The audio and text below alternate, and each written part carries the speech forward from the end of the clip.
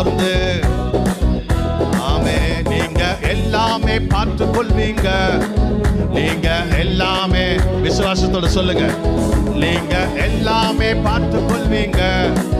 நீங்க எல்லாமே பார்த்துக் கொள்வீங்க. இயேசு நீங்க இருக்கையில நாங்க சோர்ந்து போகாம பாடுங்க. ஆமென். நாங்க சோர்ந்து ஆமென் நீங்க எல்லாமே பார்த்துக் கொள்வீங்க.